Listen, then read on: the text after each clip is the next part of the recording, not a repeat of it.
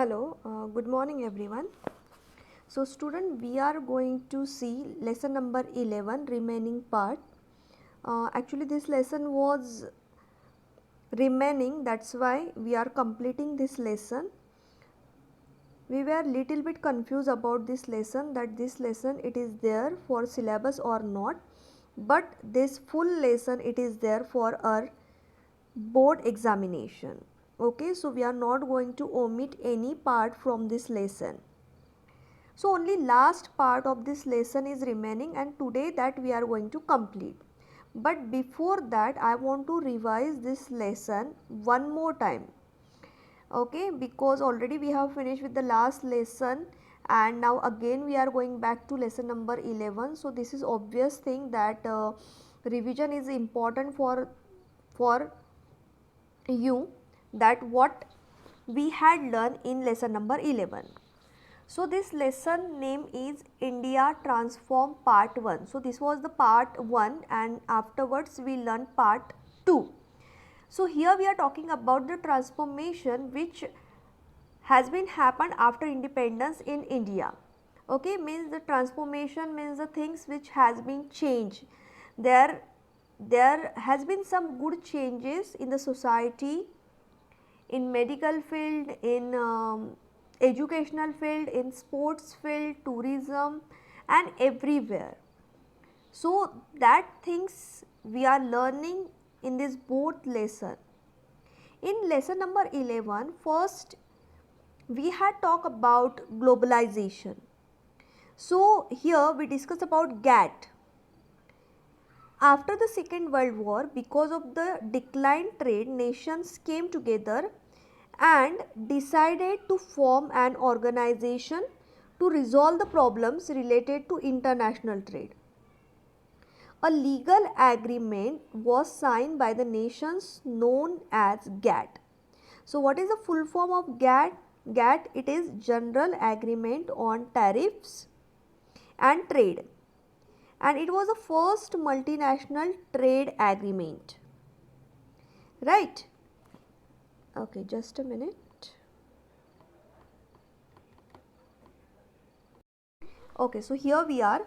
So GATT is General Agreement and on Tariffs and Trade, and it was the first multinational trade agreement. An annual meeting of the member countries of GATT, it was held to discuss the problems of in international trade. Later GATT became a part of a larger organization known as World Trade Organization, WTO. So WTO, it was set up with the objective of opening the world for free trade, and it emphasizes on liberalization. And India also became the member of WTO, that we learn.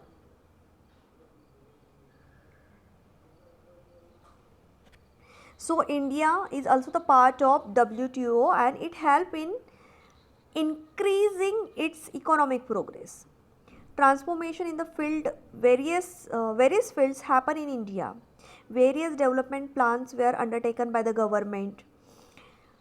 Rural development plans were implemented so that there would be a balanced development between rural and urban areas. So these were the objective, we can say that objectives of WTO. The various schemes launched by the government to create employment opportunities, right? So some employment opportunity schemes also we discuss in this lesson, like Pradhan Mantri Rozgar Yojana, Kisan Credit Card Plan, Suvarna Jayanti Gramin Swayam Rozgar Yojana, then Sampurna Gramin Rozgar Yojana, Rashtriya Gramin Rozgar Yojana, Rozgar Hami Yojana. And not only this, but we talk about agriculture and livestock. To transform the agriculture sector, the schemes and the programs launched by the government are like the Soil Health Card Scheme, Krishi Vikas Yojana, Pradhan Mantri Krishi Sinchan Yojana, Pradhan Mantri Peak Vima Yojana, agriculture exhibitions, research programs on goat, establishment of National Livestock Mission, Pradhan Mantri Gram Sadak Yojana. It was started with the objective of building roads to link villages. Now, JNNURM. This was launched for massive modernization of the cities. Then we talk about Golden Quadrilateral.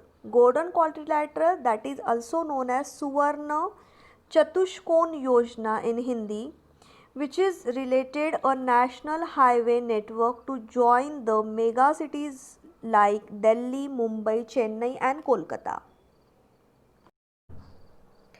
Delhi Metro above ground and underground railway, which facilitates speedy and smooth transit. This is one of the quality of metros. Next we talk about means of communication. So here different means of communication we discuss, like postal department. It has undergone total reformation by entering in the field of banking. Many post offices they bought under core banking solutions.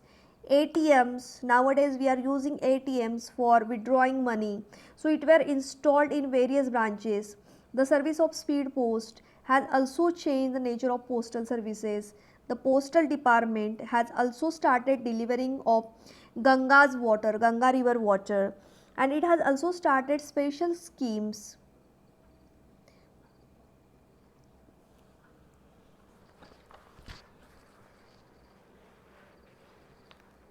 So here are some salient features of speed post, that it is time bound, fast delivery is there, then letter documents and parcel also can be sent with the help of speed post. And there are the types of speed post like domestic, international. So out of country also we can send documents. Then after that we discuss about some economic issues. Government of India, it established Ministry of Disinvestment to take care of what? The withdrawal of government investment in public sector. The policies of privatization, liberalization and globalization were adopted, which helped to boost the confidence of Indian company, and this was the main aim of Ministry of Disinvestment. So BRICS was established with an aim of enhancing trade among these countries. And then we turn for science and technology, which is very important part. Today we are also using this. With the help of science and technology we are able to learn offline also.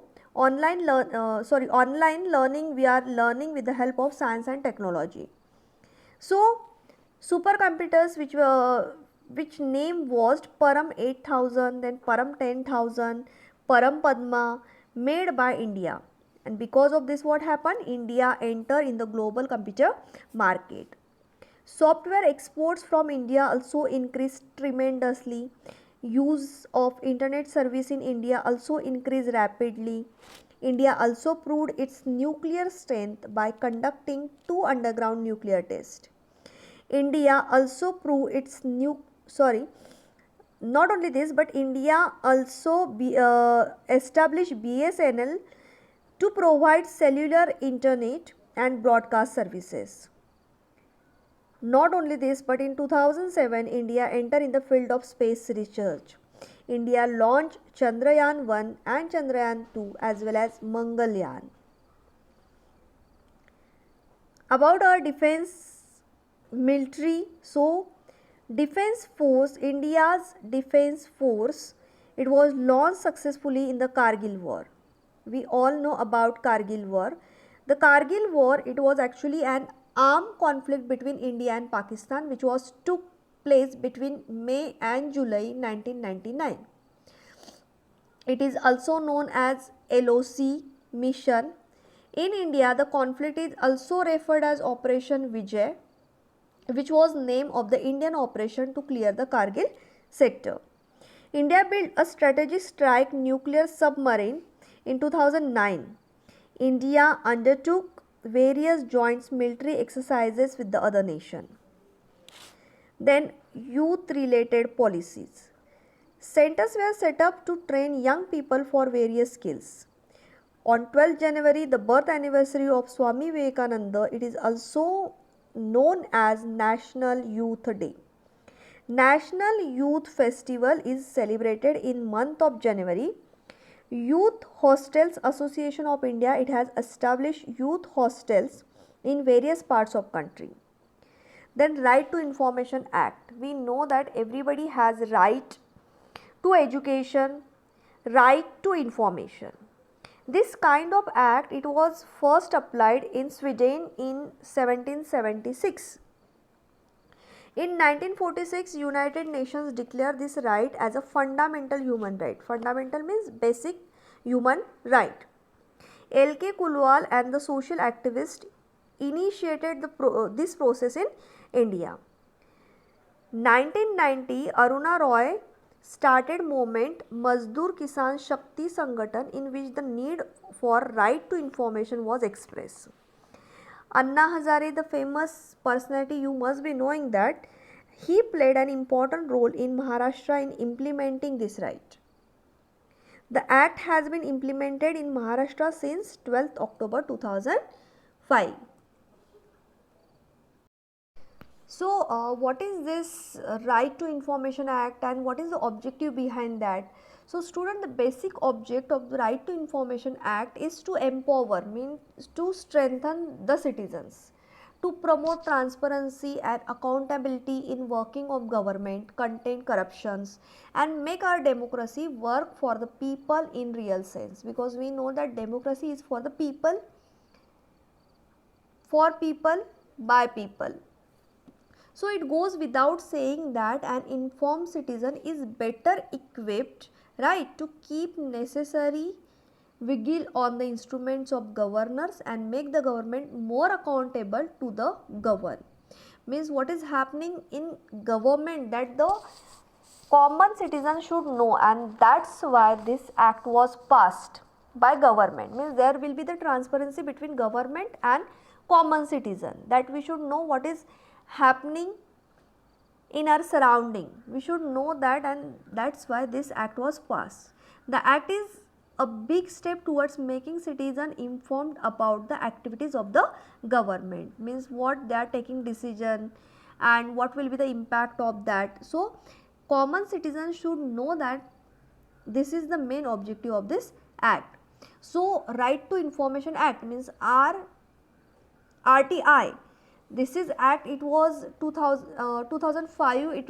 It is mandates timely response to citizen request for government information, and it is an initiative taken by Department of Personnel and Training, Ministry of Personnel, Public Grievances and Pensions to provide a RTI portal gateway to citizens for quick search of information on the details of first appellate authorities.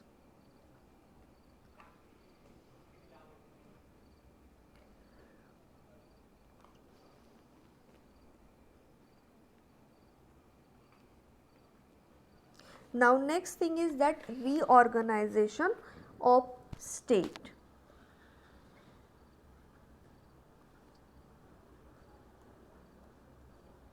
Okay, let me tell you that little bit here. Some socialists are there, like Aruna Roy, who started movement as Mazdoor Kisan Shakti Sangathan. So a need for right to information, it was expressed through this movement. The divisional commissioner of Bilaspur of that time, Harsh, it showed courage to disclose official information while serving as bureaucrat, and the information he disclosed, it was in the context of the programs of distributing food grains in lieu of daily wages. And one more great personality, we know that the struggle of Anna Hazare in 2001. He had major role in Maharashtra in this matter. The act was implemented in Maharashtra since 12th October 2005. So right to information, it grants access to official documents, records, permission to obtain their copies, to take notes, to explain passages, to get some samples, authorize materials, prints of data stored in CD, disk, tape, video, cassettes, or in any other form or stored on computer. So under this act, any common citizen can get all the type of data. Citizens can get the desired information after submitting an application. First, the citizen has to submit an application to the government, that is information officer of a public authority, and that after that citizen can get all the type of data from the government. Okay. So there will be the transparency between government and common person. Now next thing we are going to talk about reorganization of state. Reorganization of state, already we learned this part previous also, in previous lesson also. In the year 2000, it is very important year because it created so many new states. State with large areas like Madhya Pradesh, Uttar Pradesh, Bihar, those states get divided and new states were formed. So new states, namely Chhattisgarh, which was formed on 1st November 2000, then Uttarakhand 9th November 2000, and Jharkhand, which was formed on 15th November 2000, they came into existence. And after the formation of lingual state in India, this was the first instance of formation of new state. So one by one we are going to talk about these three states, Chhattisgarh, Uttarakhand and Jharkhand. First we will having discussion about Chhattisgarh. Now the demand for creation of separate state of Chhattisgarh, it was first put forth in the session of Indian National Congress in pre-independence time. Okay. So before independence only this question was raised that there should be separate state of Chhattisgarh, right. So State Reorganization Commission, which was headed by Fazal Ali, they rejected this demand. They didn't want to accept this demand. So he rejected. After again in 1998 in the session of Legislative Assembly of Madhya Pradesh, again the proposal of creating a separate state of Chhattisgarh, it was approved, and that's why later by the initiative of the government of India, separate state of Chhattisgarh, it was created. Then next is Uttarakhand. In 1930, some people from Garhwal and Kumon, they demanded that they wanted separate state. So it was supported in the 1938 session of Indian National Congress. Fazal Ali Commission ruled it out. So the people in this region, they started movement for their demand in 1957. Okay, so immediately after independence, the people from Garhwal and Kumon, they demanded that they wanted separate state. So in 1973, Uttarakhand Parvatiya Rajya Parishad was established. In 1994, the movement got intensified, and in recognition of the popular sentiments, a bill for separate state, it was passed by Uttar Pradesh Legislative Assembly, and finally in the year of 2000, the state of Uttaranchal, which was later named as Uttarakhand, came into existence. Next is Jharkhand. Jharkhand, it was also demanded, and it was demanded in 1929 first time. In 1947, All India Jharkhand Party was established, and demand for the separate state of Jharkhand was accelerated. In 1973, an appeal was presented to the President and Prime Minister. Bihar Legislative Assembly passed the bill for Jharkhand Area Autonomous Council. In August 2000, a bill providing for Bihar's division and creation of a separate state of Jharkhand was passed. On the day 15 November 2000, the separate state of Jharkhand came into existence. Then Telangana, the state of Telangana, it forms in 2014. And Telangana, it was actually an integral part of Andhra Pradesh. Telangana Rashtriya Samiti was started the moment for creation of a separate state of Telangana. Government of India announced the decision of the separate state of Telangana. In 2004, the approval was passed in the parliament, and on 2nd June 2014, the separate state of Telangana came into existence. And the last one is Jammu, Kashmir and Ladakh. In August 2019, Article 370 was revoked by Government of India. From 31st October 2019, the state of Jammu and Kashmir was restructured and as two separate union territories of Jammu, Kashmir and Ladakh. So in 1947, Premnath Dogra, he established Jammu Praja Parishad Party. Its initial motto was Ek Vidhan, Ek Pradhan and Ek Nishan. So in 1952, it was changed to Ek Desh mein do Vidhan, do Pradhan, do Nishan, nahi chalenge like this. Then this party demanded complete accession of Jammu and Kashmir to India. The party in power, National Conference, however, was not ready to give up the autonomy of state. Dr. Shyama Prasad Mukherjee, who was the Minister for Industry and Supply in Prime Minister Jawaharlal Nehru's cabinet, he supported the demand of complete merger. Recently, in August 2019, Government of India revoked Article 370, and from 31st October 2019, the state of Jammu and Kashmir was restructured as two separate union territories. So today, Jammu and Kashmir both are separate territories as well as Ladakh also.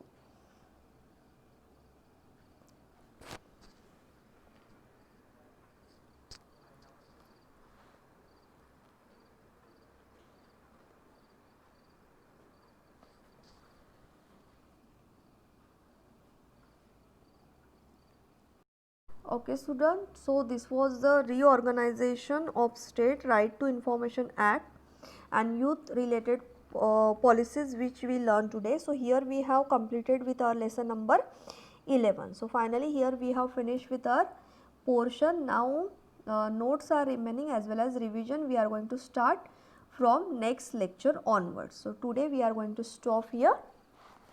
Thank you and have a nice day.